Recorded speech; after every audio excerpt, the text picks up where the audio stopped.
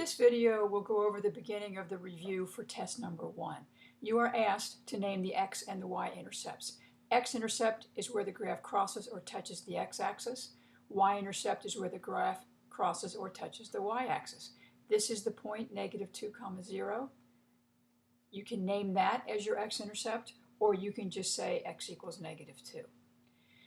The y-intercept is this point right here, which is the point 0, 2, but you can just put down 2 if you want. It's okay to have two x-intercepts. So this x-intercept over here is -2. This x-intercept over here is +2. And your y-intercept is this point right here on the y-axis, which occurs at -4. A couple word problems coming up next. This says, after a 20% reduction in price, a cordless phone sold for $48. What was the phone's price before the reduction? What you got to think about here is it was a 20% reduction in price. That means you did not pay 20%. If you did not pay 20%, that means you did pay 80%. So that this price, this $48 price, is equal to 80% of the original price. P for price, or use X if you want. All we have to do to solve this equation is divide both sides by 0.8 or 0.80, whatever you want, and that gives us $60. There is another way to do this, and that is with a proportion, and that is same idea. You did pay 80%. We're not using this 20% anywhere in the proportion. So one proportion to look at is this 80 over 100, which is 80%. This is the percent you did pay. We need to put the 48 in one of these two blanks, and what the 48 represents is the 80% price. So the 48 goes up on top, X is on the bottom, and what X represents is your original price, and all you have to do to solve a proportion is cross multiply. Gives us 80x equals 48 times 100, which is 4,800. Divide both sides by 80, and you're going to get that same answer of $60. This word problem says you are choosing between two long-distance telephone plans. One plan has a monthly fee of $15 with a charge of 5 cents per minute. The other plan is a little bit different, and it asks us for how many minutes of long-distance calls will the cost of the two plans be the same. So we're going to say X is the number of minutes.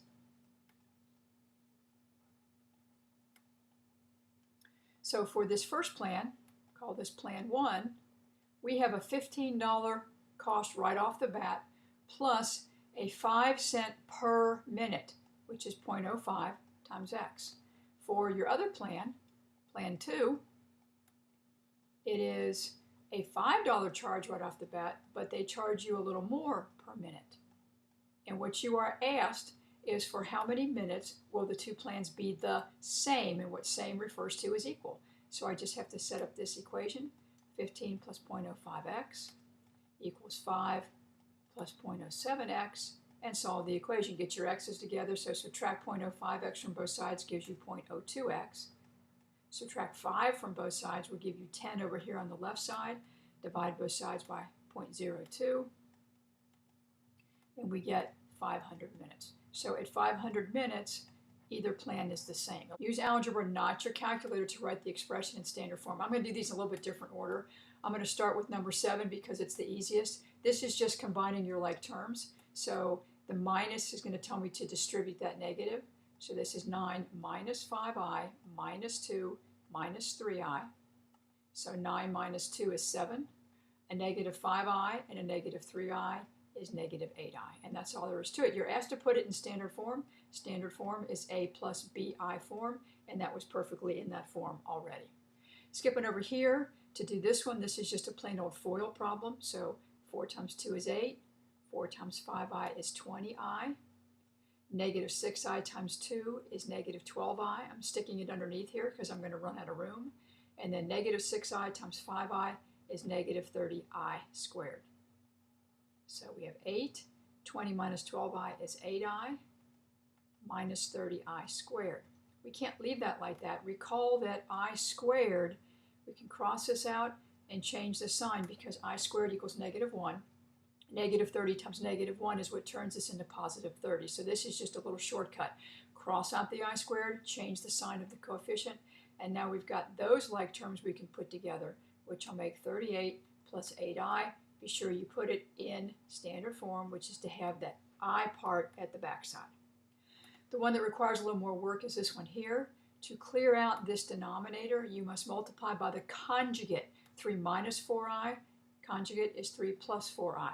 So we're going to multiply top and bottom by 3 plus 4i. We'll FOIL out the bottom first just because it's a little bit easier, because we don't have to do the middle stuff in the FOILing, so 3 times 3 is 9. 4i times 4i is 16i squared. Here we go again with the I squared, cross it off, change the sign of the coefficient. It's going to give us a plain old 25 in the denominator. Now the top requires the full-blown FOIL like we did over here. So 8 times 3 is 24.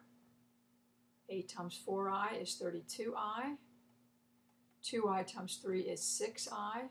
And 2i times 4i is 8i squared. So I'm going to have to come down here to clean that up. One thing we can do here is combine our i's in the middle. 32i plus 6i is 38i. Then 8i squared, we're going to cross off the I squared, change that sign, which makes it negative. 24 minus 8 is 16. Still over 25. Now this is not totally in standard form. We need to separate this out to be 16 over 25 plus 38 over 25i. That is in A plus B I form, which is your standard form. The next section asks us to solve a lot of these quadratics by different methods, and this page is all of the square root methods. I'm going to start with this one right here because it's the easiest one. Solving by the square root method tells us to have the squared item on one side and the plain old number on the other, so adding 9 to both sides puts it in that form. Undo the squared by taking the square root of both sides. And remember, when you solve an equation by taking the square root of both sides, you end up with a plus or minus. Square root of 9 happens to be 3, and that's it. There's your 2 answers. Now this one, a little bit more work because I have to clean this up here. Add 15 to both sides gives me 16. I still don't have the squared term isolated, so divide both sides by 8 gives me x squared equals 2. Undo the squared by taking the square root of both sides. And now there's 2 things to consider. One is because we took the square root of both sides, plus or minus. And it turns out there's nothing we can do with the square root of 2. It just stays the square root of 2. The third one is similar steps, but you have to realize even though this is a binomial here, we need to keep it as the binomial squared because we're going to solve this using the square root method. So isolate your squared item, move the 25 to the other side. Now we want to take the square root of both sides. And when you take the square root of x minus 3 squared, you get x minus 3. We still get a plus or minus over here. Turns out the square root of 25 comes out even to be 5. We got to get the x alone, and be careful. Don't just put plus 3 right here and call this plus or minus 8. That's not the case. What you want to do is add 3 to both sides. Add 3 to both sides, and where you want to put that 3 is right here. So that on this step, this is going to say x equals 3 plus or minus 5. And then you do what I call the high road and the low road. The high road is using the plus, so 3 plus 5 gives us 8. The low road is using the minus. 3 minus 5 gives us negative 2. Solve this with the quadratic formula. You need to have the quadratic formula memorized. Negative b plus or minus the square root of b squared minus 4ac all over 2a. Before you can use a quadratic formula, everything has to be piled up on one side in descending order equal to 0. So I'm going to move this stuff over here.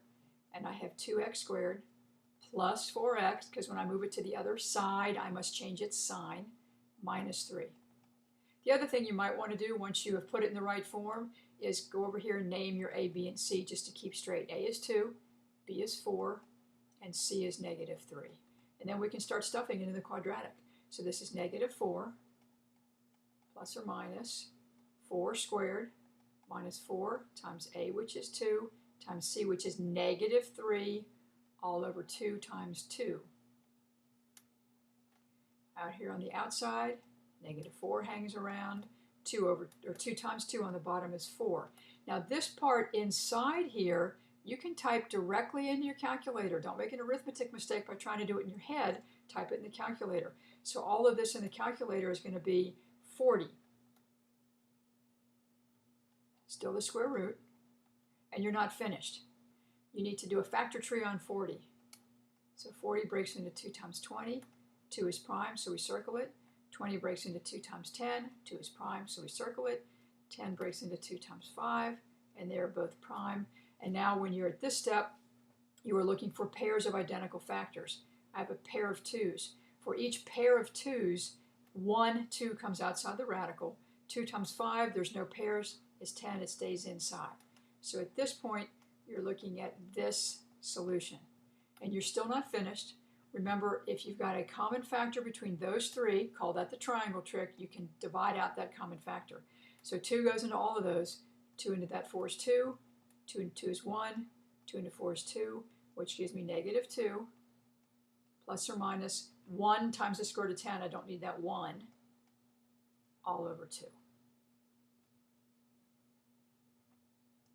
The other method for solving a quadratic is with factoring. If you're going to solve by factoring, everything has to be on one side in descending order equal to 0, so this is already in its form.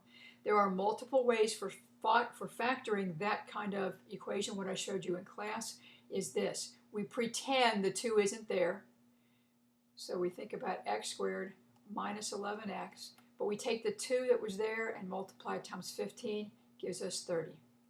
We're not putting an equal sign on anything. This is a new made-up equation that it's just a little trick to help us factor. This factors as x minus 6 times x minus 5. But that's the factorization for that expression.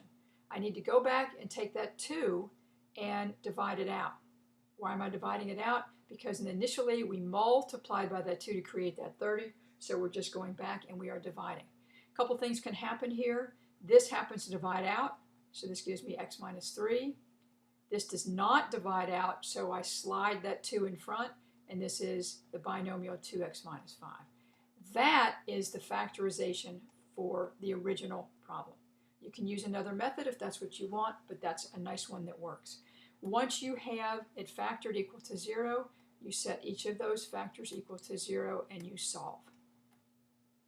And you probably can just do that solving in your head, move the 3 over, gives us x equals 3. This one you have to move the 5 over and then divide by 2, which gives us x equals 5/2. And there's your solution.